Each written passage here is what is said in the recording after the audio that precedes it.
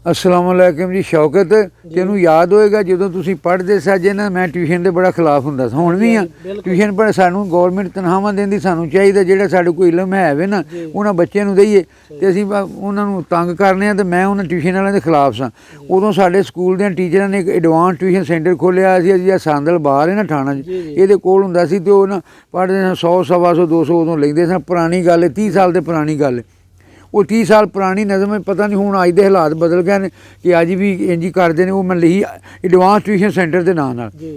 ਇਹ ਆਲਾ ਤਾਲੀਮ याफ्ता मेहनती नाले बावकार, उत्तों किन्ने सीधे साधे विचों किन्ने गुंझलदार, CT MA BA BEd किन्नियां आला डिग्रियां ने, किन्ने सोहने इसमें ग्रामी आज़म असलम ते जवार, अख झपकदियां भर्ती कर लई, अख झपकदियां कट्ठी कर लई नफरी मर्जी माफक दी, तू एक गुणा दी गुथली वाह मिस्टर अब्दुल गफार।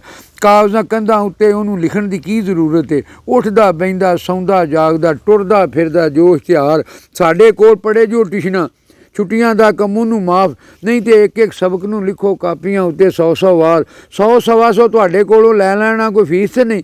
तुहानूं हाज़र रखण दे लई इह वे एक तरीका कार होना इम्तिहान तुहाडा छुट्टियां तो फौरन ही बाद, जेड़ा पढ़े ना साथों आके हो जाएगा फेल हो यार, पीरीयड विच पढ़ाउणा नहीं, ये भी एक गुर दी गल। ओवर टाइम च होवण पईयां सब पढ़ाइयां मारो मार, पढ़े ट्यूशन ते ओहदे लई ने छुट्टियां जिन्नियां दिल चावे, होर किसे दा हक नहीं बनदा होवे भावें सख्त बीमार। वक्त दे शाह ने अज दे टीचर जो दिल आवे करदे ने, वाल भी विंगा कर ना सकी इन्हां दा कोई सरकार, जेड़े पुछण चाहते पानी खाण नूं मुर्गा देंदे ने, उन्हां तालिब इलमां दे नाल हो जांदा है बहुत प्यार।